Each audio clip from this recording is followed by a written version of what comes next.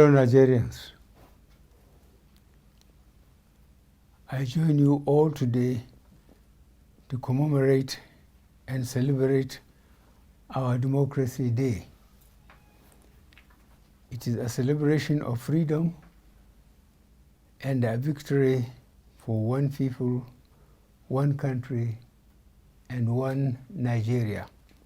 As with all democracies, we will always be going through improvement processes in our desire to reach the goal of a mature democracy, a strong, evolved, and integrated nation-state to be reckoned with globally. In the last 2 years, we have witnessed and overcome a good number of testy challenges that would have destroyed other nations, especially relating to our collective security. The indefatigable can-do spirit of the Nigerian has sustained us and would keep pushing us to put these challenges behind us. Unfortunately, some of these challenges came in the shape of violent outrages, leading to loss of lives of many of our dear compatriots and the destruction of some of our infrastructure, including those devoted to improving our democratic processes. Once again, I want to render my sincere and heartfelt condolences to the families and friends of our gallant servicemen and women who lost their lives in the line of duty and as sacrifice to keep Nigeria safe. I extend the same condolence to the families and friends of our countrymen, women and children who are unfortunate victims of such senseless arsons, kidnappings, and murders. I also share the pains of families and direct victims of ransom-seeking, kidnapped victims who went through unimaginable trauma in the course of their forced imprisonment. Let me assure my fellow citizens that every incident, however minor, gives me great worry and concern, and I immediately order security agencies to swiftly but safely rescue victims and bring perpetrators to justice. Fellow Nigerians, when you elected me as your president in 2015, you did so knowing that I will put an end to the growing insecurity, especially the insurgency in the Northeast. But the unintended consequences of our scattering them in the Northeast push them further in-country, which is what we are now facing and dealing with. We will, by the grace of God, put an end to these challenges too. Unfortunately, like in most conflict situations, some Nigerian criminals are taking undue advantage of a difficult situation and profiteering therefrom with the misguided belief that adherence to the democratic norms handicaps this administration from promptly and decisively tackling them. We are already addressing these obstacles, and we will soon bring some of these culprits to justice. We are, at the same time, addressing the twin underlying drivers of insecurity, namely poverty and youth unemployment. Interventions led by government and the Central Bank of Nigeria driving economic growth over the past 6 years are targeted mostly to the agricultural, services, infrastructure, power, and healthcare sectors of the economy. In the agricultural sector, for instance, the Anchor Borrowers Program resulted in sharp decline in the nation's major food import bill from 2.2 billion United States dollars in 2014 to 0.59 billion United States dollars by the end of 2018. Rice import bill alone dropped from 1 billion United States dollars to $18.5 million annually. This initiative, supported by local production of rice, maize, cotton, and cassava. Government financed 2.5 million smallholder farmers cultivating about 3.2 million hectares of farmland all over the country and created 10 million direct and indirect jobs. Several other initiatives, namely Agribusiness Small and Medium Enterprise Investment Scheme, the Non-Oil Export Stimulation Facility, the Targeted Credit Facilities, operated across the 774 local governments. In the manufacturing sector, the Central Bank of Nigeria, Bank of Industry, 200 billion naira facility financed the establishment and operation of 60 new industrial hubs across the country, creating an estimated 890,000 direct and indirect jobs. The CBN's 50 billion naira textile sector intervention facility increased capacity utilization of generators from 30% to nearly 90%. The Economic Sustainability Plan, our rebound plan for the COVID-19 pandemic, developed in 2020, is currently being executed. The plan is primarily focused on the non-oil sector, which has recorded phenomenal growth, contributing over 90% to the GDP growth in the first quarter of 2021. Though marginal, we have recorded GDP growth over 2 quarters, second quarter of 2020 and first quarter of 2021. This is evidence of a successful execution of the Economic Sustainability Plan by the federal government. My vision of pulling 100 million poor Nigerians out of poverty in 10 years has been put into action and can be seen in the National Social Investment Program, a first in Africa and one of the largest in the world, where over 32.6 million beneficiaries are taking part.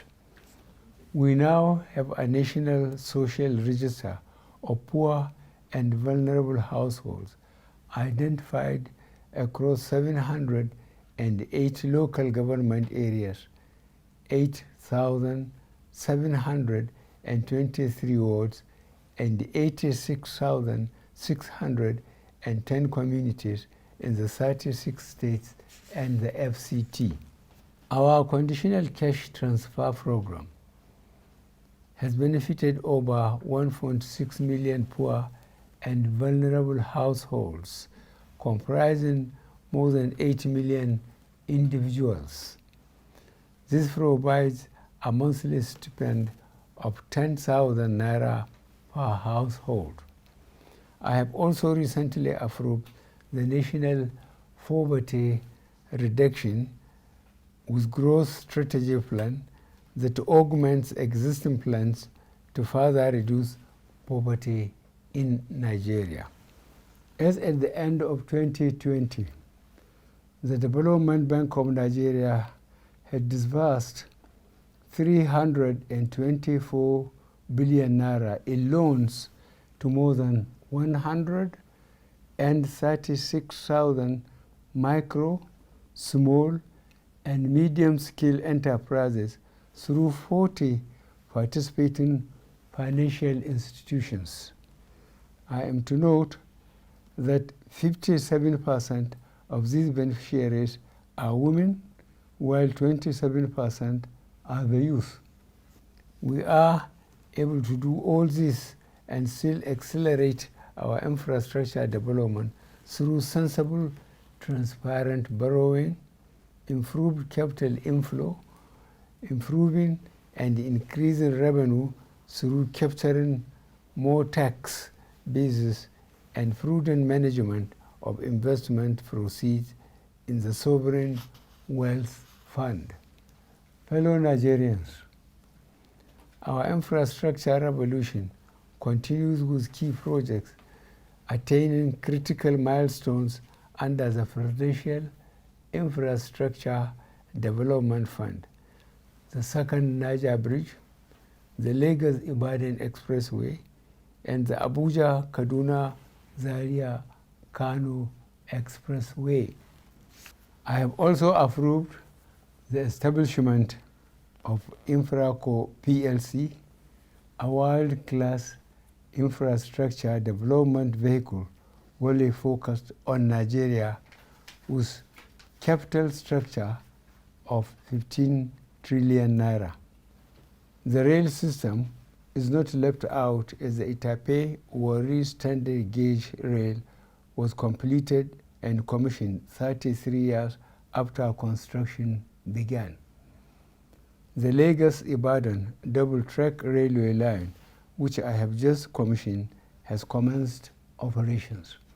We are focused on ensuring that our infrastructure drive is key to economic growth and one that can be felt by every Nigerian. Building critical infrastructure in our ports is also opening up opportunities for the Nigerian economy. My approval for 4 new seaports using public-private partnership approach is hinged on growing the Nigerian economy. These 4 seaports, Lekki Deep Seaport, Bonny Deep Seaport, Ibom Deep Seaport, and Warri Deep Seaport, will create massive job opportunities and foreign investment inflows. We have worked at deepening our eastern ports leading to success, like Heaven City container ship berth at Calabar Port, a first in 11 years. Similarly, on 30th October 2019, an LPG tanker operated by NLNG berthed in Port Harcourt, the first time an LPG ship is berthing at any of the eastern ports. As we invest in these new assets, we have also made strides in ensuring that they are secured and protected. In this regard, I am also pleased to note the launch of the Nemasa Deep Blue project, which is an integrated national security and waterways protection infrastructure that I recently commissioned. This initiative is designed to add to the layer of security we have to safeguard our maritime sector. Dear Nigerians, I will be the first to admit that in spite of our efforts and achievements, which are there for all to see, there is still much more to be done, and we are doing our best in the face of scarce resources and galloping population growth rate that consistently outstrips our capacity to provide jobs for our populace. Our overall economic target of lifting 100 million Nigerians out of poverty in 10 years is our goal, notwithstanding COVID-19. In the last 2 years, we lifted 10.5 million people out of poverty. Farmers, small-scale traders, artisans, market women, and the like. I am very convinced that this 100 million target can be met, and this informed the development of a national poverty reduction with growth strategy. The specific details of this accelerated strategy will be unveiled shortly.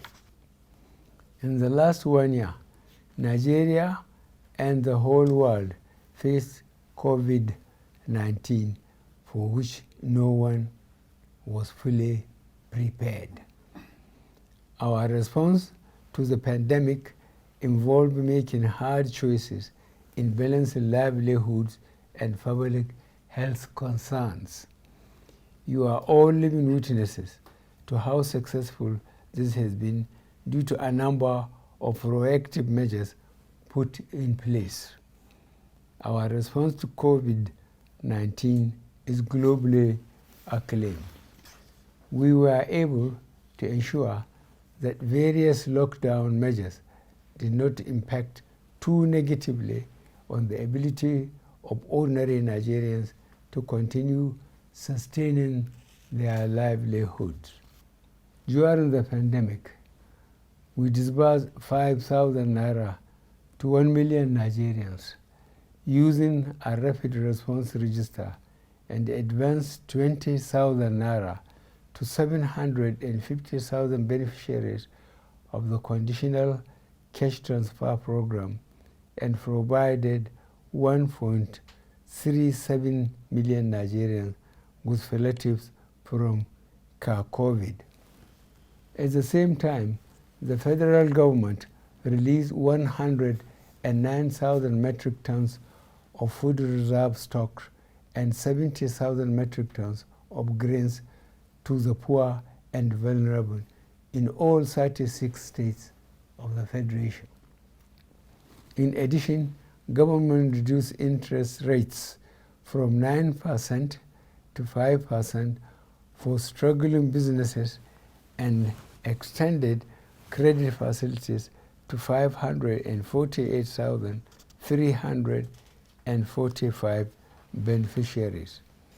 Fellow Nigerians, when this administration decided to change Democracy Day from 29th May to June 12th in my first tenure, it was not only to honor the sacrifices of the men and women of our country who fought for the return to democracy, but also to demonstrate our commitment to satisfy the aspiration of the people and creating an environment for democracy to be an accepted way of life. As your president, I remain committed to providing an enabling environment for a free, fair, and credible electoral system under my tenure. However, you need to play your part by getting involved at any level you can, supporting a democratic system that works for all and not for a section of a select few, and demand accountability from your elected leaders. My commitment to bequeathing a sustainable democratic culture remains resolute. My pursuit of a fair society remains unshaken, and my desire to see that Nigeria remains a country for each and every one of us has never been stronger. In responding to the challenges that this period imposes on us, government also recognizes the need to acknowledge notions of marginalization and agitations for constitutional amendments among various segments of our population.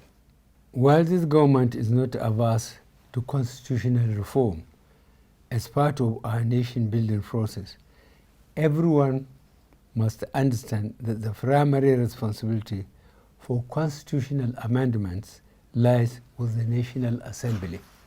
This body, which, as I said, is the arm of government responsible for constitutional changes, has concluded the preliminary stages of amending and improving our constitution in a way that the majority of Nigerians will be happy with. Government is, however, willing to play a critical role in the constitutional amendment process without usurping the powers of the National Assembly in this regard.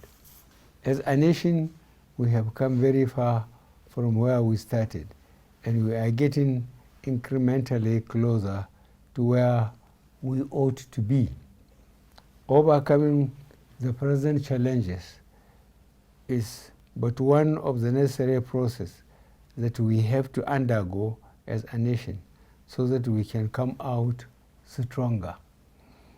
The day I joined the Nigerian army, I was prepared to lay down my life for Nigeria. As your president, I remain ever committed